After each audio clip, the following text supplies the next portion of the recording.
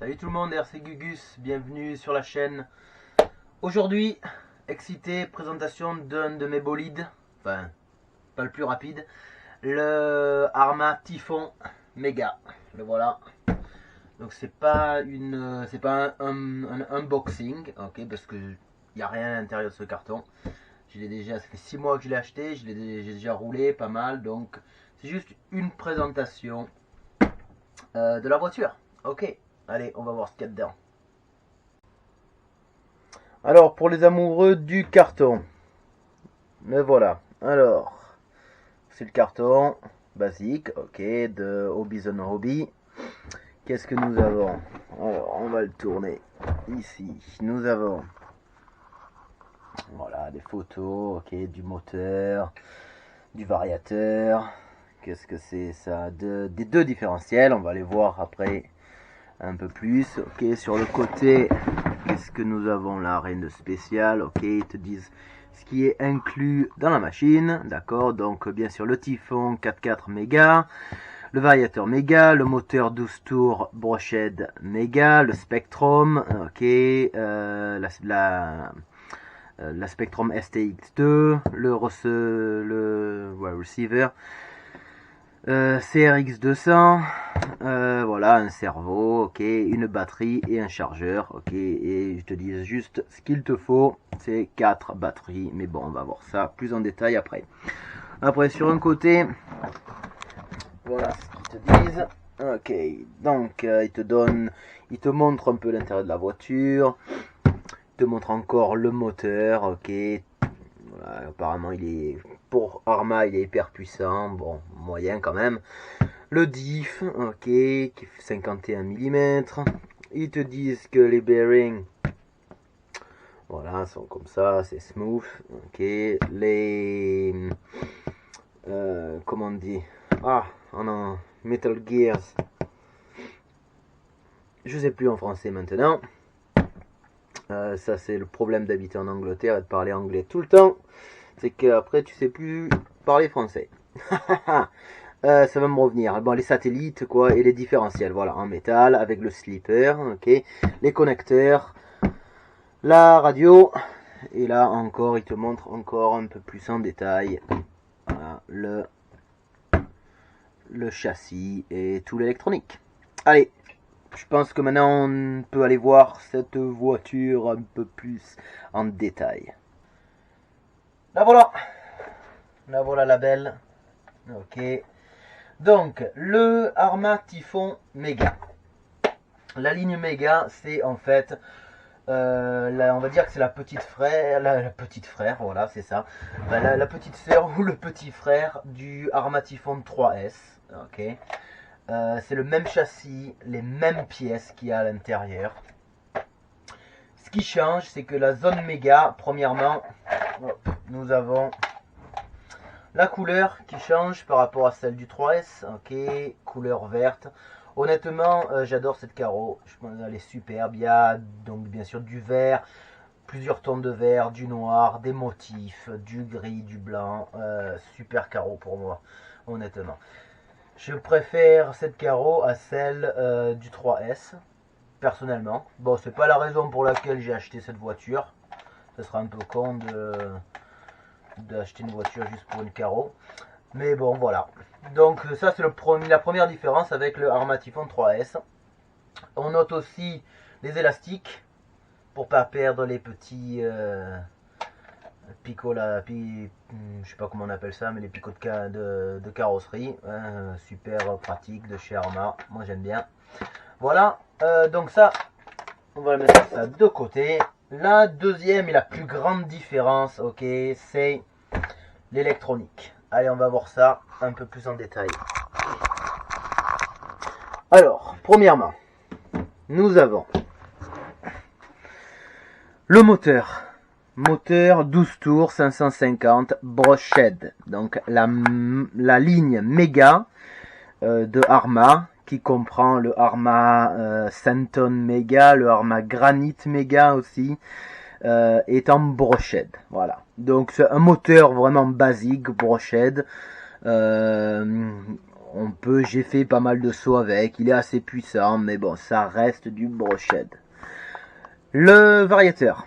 Alors, le variateur, premièrement, waterproof, ok. Je l'ai fait rouler pas mal dans la flotte des fois, ouais, il a eu aucun problème, donc waterproof, ça c'est clair. Même le petit bouton on-off, lui aussi waterproof.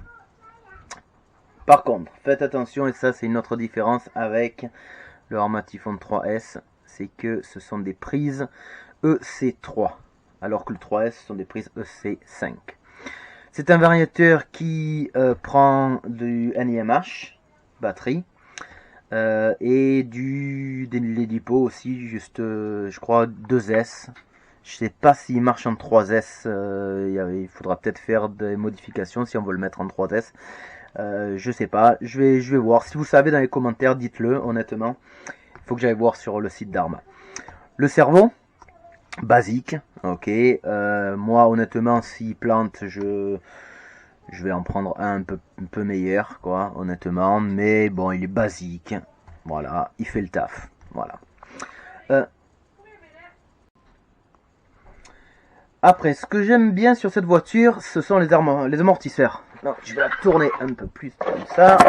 On va les voir. Voilà. Ok, déjà, les suspensions, sorties de boîte, honnêtement, j'ai trouvé, bon là, il n'y a pas la batterie. Mais j'ai trouvé pas mal, bien souple. Ok, super. Pas vraiment de choses à faire. Les amortisseurs, ce que j'aime bien, ce sont les protections. Ici, on les voit pas bien. Voilà, on va mieux les voir ici. Voilà, les protections ok, en bas. Protection aussi en haut. Ok, bon, c'est tout en plastique. Mais honnêtement, j'ai fait du gros bâche avec. Même si c'est du broched, ça n'a pas bougé. J'en ai cassé aucun. En fait, j'ai rien cassé encore sur ce Arma Typhon. Mais je n'ai tourné que en broched.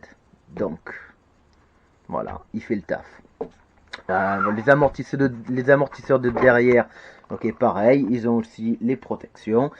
Faites gaffe, par contre, si vous démontez cet Arma Typhon méga, les amortisseurs de devant sont plus petits que ceux de derrière. Je me suis fait avoir une fois au montage. Donc si vous démontez, que vous remontez, ok, mettez-les bien de côté, quoi. Voilà. Après ça, l'aileron. Je trouve qu'il est pas mal. Ok. Joli aileron. Assez grand. Ok. Pour du downforce, on va dire. Ok. Mais bon, même si dans broched, il va pas hyper très vite. Ok. Mais bon, voilà. Ce que j'aime bien sur ce Arma Typhon méga. Ok. C'est que c'est vraiment hyper facile à l'entretien. Et surtout au démontage. Donc, tu veux enlever, on va le mettre ça de ce côté. Tu veux, bon, ça marche pas. Le drive shaft, ok. Et voilà, tu tires. Bon, il est un peu bloqué sur le côté, mais voilà. Tu vois, il part. Il n'y a pas de souci. Là, il y a un ressort à l'intérieur et t'enlèves le drive shaft. Voilà. J'étais un peu sceptique. Honnêtement, ce qui est tout en plastique, il y a un ressort, c'est bizarre, ok, il fait un peu comme ça, voilà, mais honnêtement, ouais, j'aime beaucoup, il a tenu, aucun souci.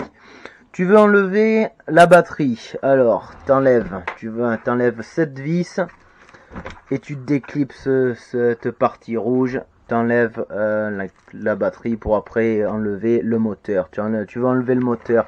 Pareil, ok, une fois que tu as dévissé cette vis, tu déclipses là, ok, et le moteur part directement. Okay, encore, il n'y a pas de souci. Très facile à enlever. Tu veux regarder le diff avant et le diff arrière. Pareil, tu as deux vis ici à l'arrière, tu as deux vis ici à l'avant, et tout est enlevé. Vraiment hyper facile.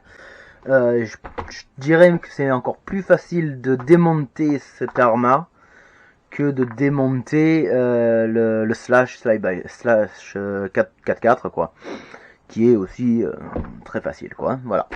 Ok, donc qu'est-ce qui vient avec cet armatifon? Donc on va remettre la carreau quand même. Cette très jolie carreau que moi j'aime bien. Voilà. Allez, on va voir ce qu'il y a, ce qui est livré dans la boîte. Alors, dans la boîte, avec cet armatifon, on est livré donc la radio STX2, radio basique pour débutants. Elle fait le taf, voilà.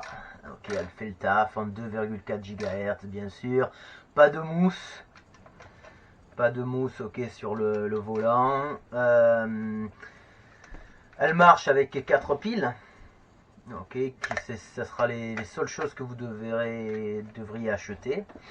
À part ça, qu'est-ce qu'il y a? Donc il y a du trim quand même. Donc ça c'est pas mal. Donc on peut inverser la direction. Il y a le trim de direction bien sûr et le trim de puissance. Et on peut le mettre donc soit à 50% ici, je sais pas si vous voyez, 50% de la puissance, 75 ou 100% de la puissance. Donc pas mal quand tu veux donner cette voiture à un petit jeune, tu lui mets à 50%.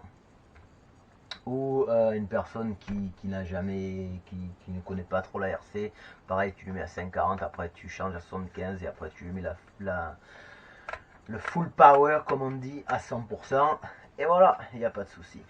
Elle est livrée aussi avec une batterie NiMH 8,4 volts. Voilà, basique. Je crois que c'est du 2400. Ouais, c'est du 2400. Ok, donc moi honnêtement en brochette avec cette voiture, je tiens quoi avec celle-là? Je crois que je tiens à peu près 15-20 minutes quoi. Donc c'est pas le top. Bien sûr les prises EC3, ok, pour brancher. Et livré aussi avec un chargeur basique EC3 qui va te mettre quelques heures à charger la batterie.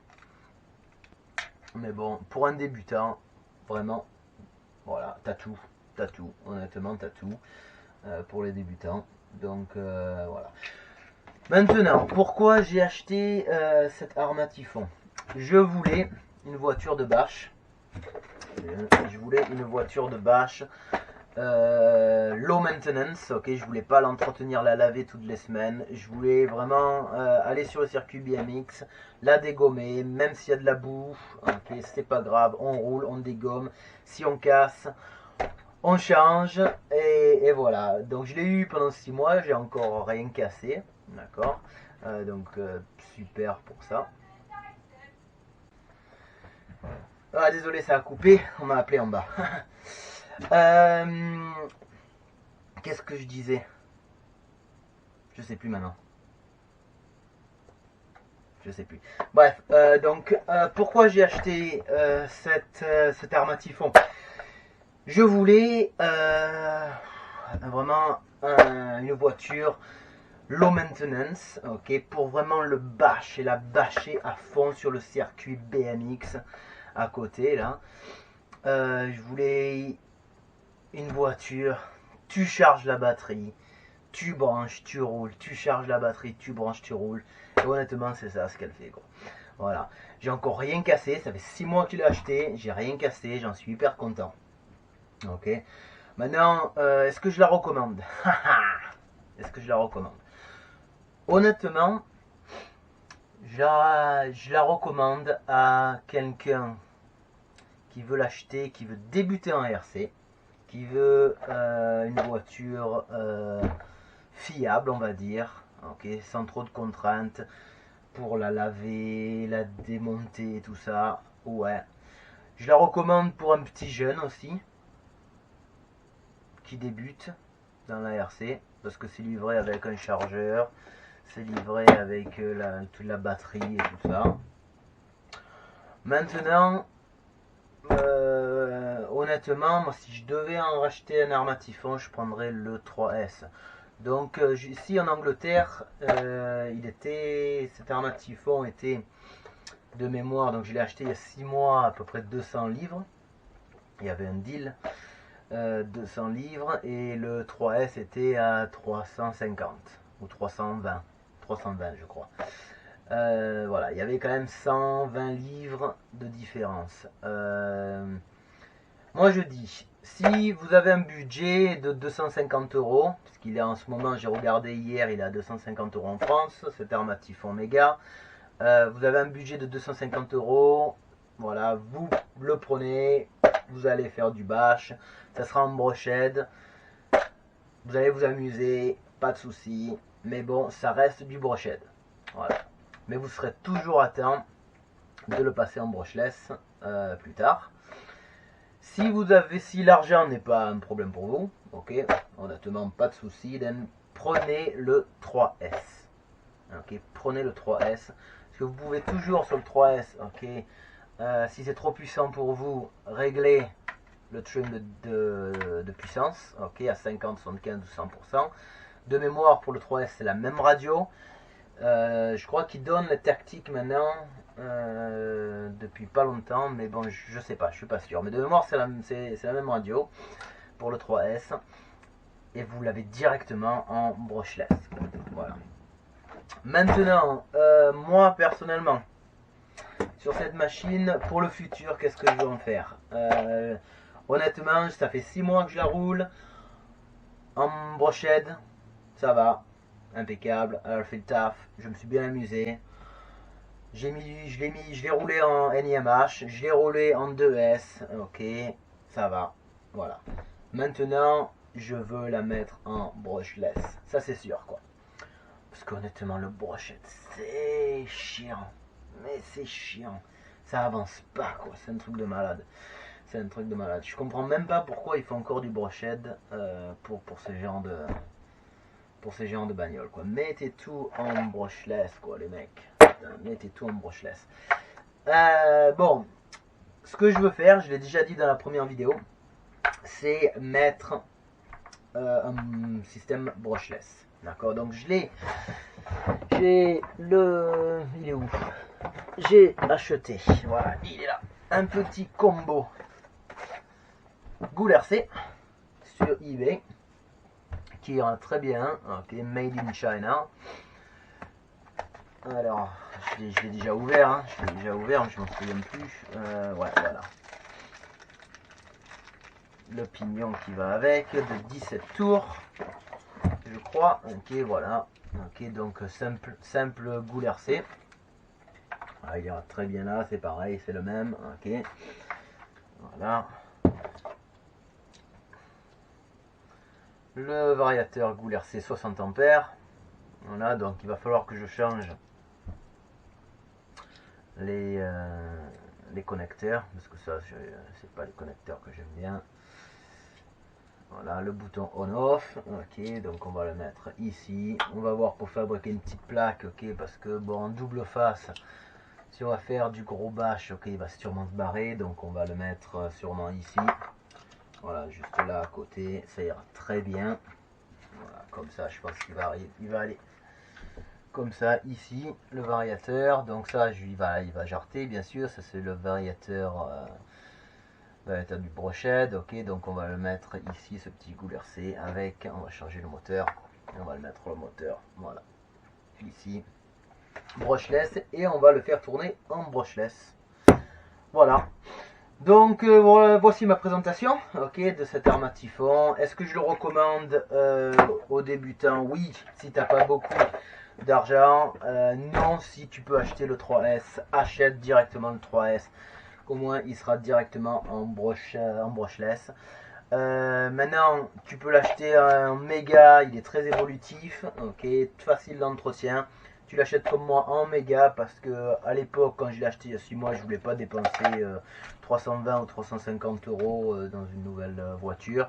Donc j'avais 200, enfin c'était 200 livres quoi, hein, 200 livres. Voilà, je l'ai acheté. Ce petit combo Goul RC m'a coûté 35 livres sur eBay. Donc voilà, ça fait 350 livres. Et voilà quoi, hein, et ça fait le taf quoi. Donc voilà, il sera en brushless bientôt. Donc je vais faire une vidéo comment le mettre en brushless bientôt. Et voilà. Ok, allez. À plus tout le monde. Ciao, ciao.